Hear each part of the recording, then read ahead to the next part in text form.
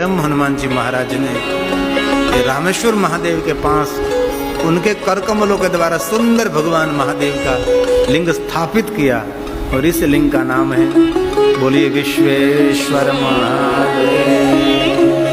इसलिए आप रामेश्वर का दर्शन करो तब वहाँ दो शिवलिंग है ना, एक तरफ रामेश्वर महादेव है, एक तरफ विश्वेश्वर महादेव है, जो हनुमान जी महाराज ने स्थापित किया है। वो स्वयं शिव है और शिव ही वहाँ तेजोमय स्वरूप में प्रकट रहे हैं। इसलिए दोनों शिवलिंगों की बहुत महिमा है। इस धरणी की महिमा, इस धरा की महिमा है। और एक श्लोक में कहा कि जो कोई रामेश्वर महादेव, विश्वेश्वर महादेव, इस रामेश्वर महादेव की महिमा सुने, उनके लिए कहा सुनने मात्र से उनकी कामना की पूर्ति होगी। ये रामेश्वर महादेव की महिमा सुनने से उनको रामेश्वर महादेव की यात्रा, पूजन, अर्चन, दर्शन का फल मिलेगा। और श्रीताम पाप हारकम, एक कथा सुनने मात्र से जीवन के सभी पाप शंकर जी हरेंगे और उनको पवित्रता प्रदान करेंगे। अंतिम एक श्लोक ये रामेश्वर महादेव के कथा के महात्म्य श्लोक है। गीते समाख्यातम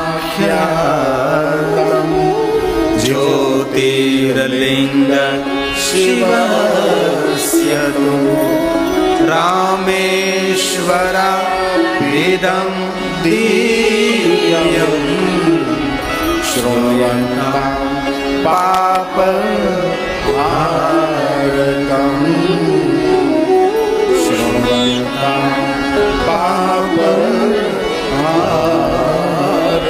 जो मानव आदर के साथ इस रामेश्वर महादेव की कथा श्रवण करेंगे, वो मानव सह परिवार के साथ जीवन के सभी पापों में से मुक्त हो जाएगा। ऐसा भगवान महर्षि व्यास जी का वचन है।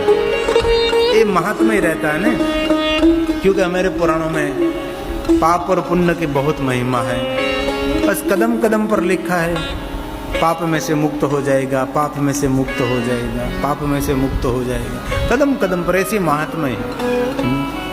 लेकिन वास्तव में पाप में से तब मुक्ति मिलेगी हमारा जीवन कुछ अलग से प्रभावित। बाकी तो कथा सुनते रहे, पाप करते रहे, सुनते रहे, पाप करते रहे, ये तो रोज का शुरू है। सुबह होते स्नान करते हैं, ऐसे तो चलता ही रहता है। लेकिन वास्तव में पाप में से तब मुक्ति मिलेगी हमारे जीवन का दृढ़ संकल्प हो, हमारा जीवन भगवान की कथा से प्रभावित होना चाहिए, तो ही सब सत्य रहता है। लेकिन लोग भगवान की पूजा करते रहते और मन में विचारते रहते कि पाप में से मुक्ति मिल गई। एक तरफ कहता है कि जैसे कर्म करो वैसे फल तो भोगना ही पड़ेगा। एक तरफ ऐसा भी कहा है कि बुरे कर्म करोगे तो बुरा फल मिलेगा, जो सही कर्म करोगे तो अच्छा फल मिलेगा। दूसरे तरफ कहा है कि पाप करो तो पाप में से मुक्ति मिलेगी। इसलिए कर्मों और पाप पुण्य की लेखा जोखा निरंतर चलता रहता है। लेकिन धन्य वो है जिनके जीवन में भगवान की भक्ति है। पाप कौन नहीं करता? हर कोई व्यक्ति कोई न कोई पाप से प्रभावित है, पाप से पीड़ित है।